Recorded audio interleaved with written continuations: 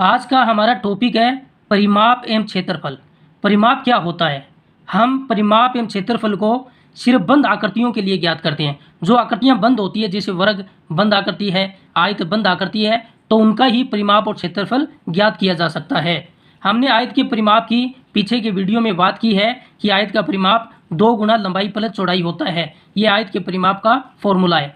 उसके बाद बात करते हैं समबाहुभुजों का परिमाप। समबाहुभुज का परिमाप होता है भुजाओं की संख्या गुणा एक भुजा की लंबाई। जैसे वर्ग एक समबाहुभुज है, क्योंकि उसकी सारी भुजाएं बराबर होती है, तो हम इस फॉर्मूले से उसका परिमाप निकाल सकते हैं। भुजाओं की संख्या उसमें कितनी है? भुजाओं की संख्या उसमें 4 है, तो हमने 4 लगा दिया। एक भुजा की लंबाई को भुजा ही बोला जाता है, तो वर्ग का परिमाप 4 गुना भुजा होगा। ये फॉर्मूला समबाहुभुज के लिए लगेगा। भुजाओं की संख्या गुणा एक भुजा की लंबाई, जिसकी भुजाएं समान हो। वर्ग की भुजाएं समान होती है, तो 4 उसकी भुजा होती है, और भुजा की लंबाई को भुजा, तो 4 गुना भुजा वर्ग का परिमाप होगा। अब बात करते हैं हम क्षेत्रफल की। बंद आकृतियों द्वारा घेरा गया क्षेत्र क्षेत्रफल कहलाता है।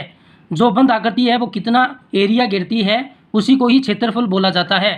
आयत का क्षेत्रफल लंबाई गुणा चौड़ाई होता है, और वर्ग का क्षेत्रफल भुजा गुणा भुजा होता है। ये भुजा और भुजा दोनों सेम होती है, उसमें चारों भुजाएं ही सेम होती है, तो ये 2 भुजा का आपस में गुणा कर दिया जाए तो वर्ग का क्षेत्रफल आता है। इसे भुजा की सुकेर भी बोला जा सकता है।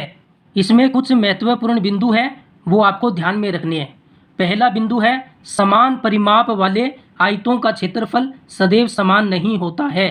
अगर 2 आयत हैं और उनका परिमाप तो समान है, लेकिन क्षेत्रफल उन दोनों का समान होना आवश्यक नहीं है। हो भी सकता है और नहीं भी हो सकता है।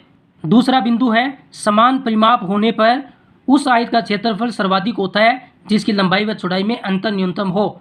अगर 2 आयत हैं, उनका परिमाप समान है, लेकिन उन दोनों में से उस आयत का क्षेत्रफल अधिक होगा जिनकी लंबाई और चौड़ाई में अंतर करेंगे तो कम आना चाहिए। लंबाई और चौड़ाई का अंतर कम होगा, उसका क्षेत्रफल अधिक होगा।